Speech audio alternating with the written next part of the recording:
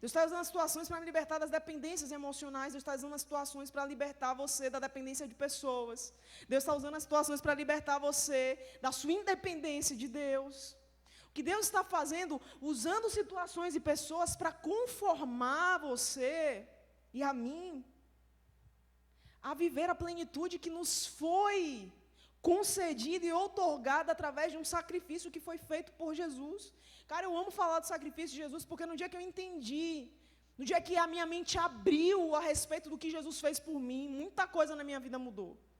A minha forma de me relacionar com Deus mudou. Então, quando eu falo sobre isso, meu coração arde, porque eu queria muito, se eu pudesse entrar na cabeça de todo mundo e dizer: entendo o que Jesus fez, entendo o que Ele conquistou, entendo que você já tem acesso, entendo que está disponível para você, agarra isso, entra na terra, toma posse do que já é seu. Se eu pudesse, irmão, qual é o instrumento que Deus me deu? A palavra, o dom que o Senhor me deu, e aí eu falo com isso dessa forma, porque se eu pudesse te saculejar e dizer: Jesus já conquistou todas as coisas, o que está faltando é você chegar e dizer: é meu, eu tomo posse, não abro mão. O inimigo muitas vezes está dizendo para você que não é seu. O inimigo muitas vezes tenta te levar ao engano, de achar que a promessa não é para você, de achar que você é muito pequeno para o que Deus falou. Ei, deixa eu te falar uma coisa. Quem garantiu, quem prometeu, quem falou, quem conquistou, quem recebeu a promessa e que entregou nas nossas mãos foi alguém que nele não se achou nenhuma falha. E é nele que eu me apego, é para ele que eu olho, é nele que eu acredito. E é por causa dele que eu sei que a palavra que foi liberada ao meu respeito vai se cumprir, irmão. Vai se cumprir na tua vida, vai se cumprir na sua casa, vai se cumprir na sua família. Porque não é sobre você, é sobre quem prometeu. Não é sobre você, é sobre Deus, sobre Jesus e sobre o que Ele fez. Aleluia. Creia. E então, 2 Coríntios capítulo 4, diante desse cenário, entendendo o que Jesus fez por mim, entendendo que eu não sou mais escravo, que eu sou filho, entendendo a herança que me está sendo disponível, meu irmão, na sua vida, meu irmão. Deus te abençoe. Amém. Entendendo que algo já foi conquistado por mim, que alguém já conquistou todas as coisas por mim, esse alguém se chama Jesus. Então o mundo, e aí eu olho para as circunstâncias com essa mentalidade transformada.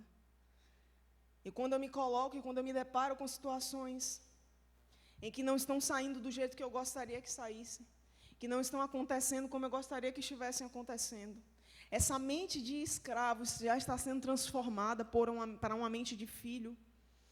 Então, o governo da alma começa a dar lugar ao governo do Espírito que opera mediante a fé. Era sobre isso que eu gostaria de falar e eu já estou finalizando. Porque eu acho que... Vamos ver. O que é que acontece? Essa palavra, esse texto que nós lemos, 2 Coríntios capítulo 4, vai dizer o seguinte: de todos os lados, nós somos atribulados, mas não desesperados, abatidos, mas não destruídos. O que Paulo está dizendo nesse contexto, num contexto de perseguição, em que eles estavam vivendo, o que Paulo estava ensinando para aquele povo eram duas coisas. Existia algo que estava acontecendo externamente, e existia algo que estava acontecendo internamente. Existia algo que estava acontecendo para fora, estava acontecendo fora dele. E existia algo uma certeza que já havia sido colocada dentro dele, que estava depositada dentro dele. Do lado de fora poderiam estar acontecendo situações, coisas que ele não gostaria de estar vivendo. Do lado de fora poderia estar havendo destruição, mas do lado de dentro ele sabia que ele não seria abalado. Do lado de fora ele poderia estar vivendo algo que poderia deixá-lo desesperado, mas dentro dele ele não estava angustiado. Sabe o que é isso? Filhos de Deus, quando você sai da escravidão do pecado, quando você sai desse lugar de escravo, qual é esse lugar de escravo, mano, que muitas vezes as pessoas estão dentro da igreja estão vivendo, que muitas vezes eu passei na minha vida, e de volta e meia, se Jesus não tiver misericórdia, às vezes eu entro nesse cativeiro de novo, mas pela graça de Deus, isso não mais me pertence. Que A nossa alma, ela vai tentar governar a nossa mente, a nossa alma vai tentar governar o nosso corpo, a nossa alma vai tentar governar aquilo que Deus tem para nós, aquilo que a gente entende do que Deus tem para nós. E isso é uma escravidão. Por quê? Porque Deus não nos chamou para sermos movidos pela nossa alma. Deus nos chamou para sermos movidos pelo Espírito. Nós somos seres espirituais. A nossa alma não pode ter o governo da nossa vida. Se a nossa alma governa, se você deixa que a alma governe a sua vida, você está vivendo uma escravidão. Ainda que você já tenha aceitado Jesus. O que muitas vezes aconteceu é que do lado de fora estava vivendo situações muito complicadas, situações, que volta e meia nós passamos na nossa vida. Todo mundo passa por problema, todo mundo passa por situações difíceis, e do lado de fora as circunstâncias elas estão tentando te desesperar. Satanás está tentando trabalhar para te deixar desesperado, para que a sua alma fique desestabilizada. Mas qual foi a chave que Jesus deu e que nos trouxe? Como nós lemos aqui no livro de 2 Coríntios capítulo 4, do lado de fora eu posso estar sendo desesperado, mas do lado de dentro eu não estou angustiado. Por quê? Porque do lado de dentro há um Espírito que habita em mim, há uma convicção no Espírito que já me foi dada, e eu não opero, eu não vivo pelas minhas emoções, eu não me movo pelas minhas emoções, eu me movo pelo Espírito, e o governo do Espírito opera mediante a fé. E o que é fé? Hebreus capítulo 11, versículo 1 vai dizer: a fé é o firme fundamento daquilo que não se vê, mas daquilo que se espera. A fé ela não se move pelo que está externamente em mim, mas o que Deus liberou dentro de mim, a promessa que foi liberada para mim, ao meu respeito, que está garantida em sua palavra. Existe um governo que você precisa entender que está operando na sua vida, e isso é fundamental para que você viva ou a plenitude de alguém que é filho de Deus, ou a escassez da mente de um escravo. E em nome de Jesus isso aqui não vai se estabelecer sobre a sua vida. Você não é escravo, eu não sou escravo. E na medida em que nós nos depararmos com situações em que a nossa alma quer gritar e quer governar, eu vou dizer, como Davi disse no Salmo capítulo 42, por que está batida a minha alma? Por que se perturba dentro de mim? Espera em Deus, porque eu ainda o louvarei. Presta atenção. Naquele momento o salmista estava vivendo um conflito, sim ou não? Porque está batido a minha alma. Então, ou seja, ele estava vivendo uma situação que a sua alma estava desesperada. E eu estava pregando um sábado aqui no culto de jovens, falando, gente, eu estava meditando sobre Davi, gente, a maioria dos salmos, Davi está desesperado, porque o tempo todo o homem estava em guerra, porque o tempo todo ele estava sendo atribulado, porque o tempo todo as situações estavam querendo abater ele, mas ele sempre se deparava com o decreto que o próprio Deus liberara sobre ele. Eu creio que aquele era um discernimento que Davi tinha, em que ele dizia, por que está batido a minha alma? Por que se perturba dentro de mim? Espera em Deus. Ele estava conversando com a sua alma, ele estava dando uma ordem para a sua alma, e isso é uma chave para mim, para a tua vida. Quando a tua alma estiver gritando, estiver desesperado, estiver buscando não sei o que, não, irmão, você pode buscar ajuda? Pode, mas entenda uma coisa, existe um poder sobrenatural que emana disso aqui, do que está escrito, do que Deus já preparou, do que Deus já falou, do que Deus já liberou e já decretou. Porque está batida a minha alma? Porque se perturba dentro de mim. Salmo capítulo 42 diz, espere em Deus, minha alma, espere em Deus, porque eu ainda louvarei. Você pode estar batido, você pode estar sendo destruído, mas não vai prevalecer isso na tua vida. Por quê? Porque você vive pela fé. Os filhos de Deus são movidos pela fé, são movidos pelo Espírito de Deus. Amado, o que é que o Senhor quer que eu entenda nessa noite? Eu sempre gosto que você fixe algo, pegue algo. Quando eu venho para um culto, o Senhor diz, eu falo, Deus me mostra qual é a chave, porque de tanta coisa que falou, muitas vezes a gente não grava nem metade. O que é que eu posso gravar dessa noite, Amanda? Primeira coisa, você não é escravo, você é filho de Deus.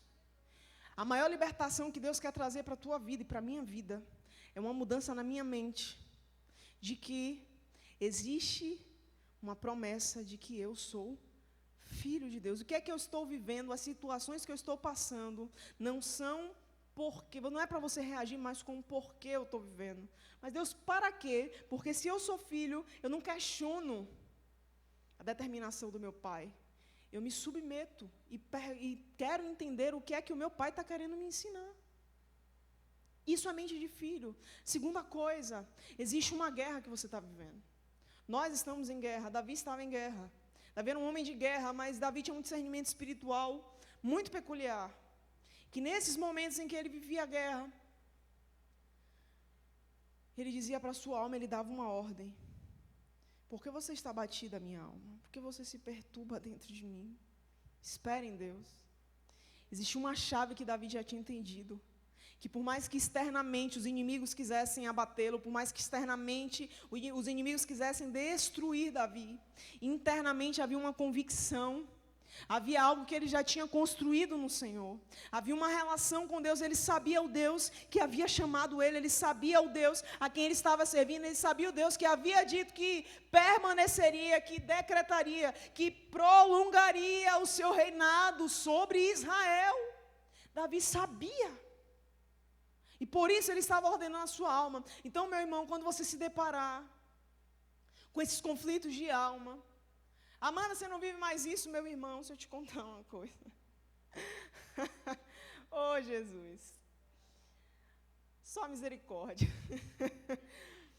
Mas a gente tem achado graça em Deus. Porque você está abatido, a minha alma. E é engraçado, lá em casa todo mundo sabe, quando eu estou nos meus dias de processo, irmão. Naqueles dias que só misericórdia, que se eu pudesse, eu não saía de casa, eu ficava lá. Eu boto aquela música de Kemily, minhas amigas, quem são minhas amigas mais próximas sabem disso. Boto aquela música de Kemily que diz assim, fica tranquilo, Deus está providenciando um sorriso para cada noite em que você passou aflito. O seu gemido será substituído por um hino de vitória. Não ceda agora, não se limite apenas ao teu sofrimento. Deus sabe exatamente o que está fazendo, por mais que hoje você não esteja entendendo. O segredo é confiar, o segredo é descansar. Sabe, irmão, sabe qual é a chave que tem nessa música? É que Davi falava, porque está abatido a minha alma, porque se perturba dentro de mim, espere em Deus. Davi falava, espere em Deus, e eu falo, fica tranquilo. Deus está providenciando um sorriso. Eu não sei qual é a chave que você vai achar. Eu não estou dizendo para você que não é para você viver os seus processos, que é para você rejeitar e achar que é menos espiritual passar por situações difíceis, que é menos espiritual você chorar no dia que você está triste, que é menos espiritual você expor para quem deve expor as suas fragilidades. Eu não estou dizendo isso. O que eu estou dizendo é, saiba o lugar certo de se derramar, saiba o lugar certo de jogar suas armas e dizer, Senhor, eu estou fraco. Saiba o lugar certo de buscar o discernimento, porque filhos fazem isso. Filhos abrem o coração para o pai. Filhos se levantam lá fora, mas aqui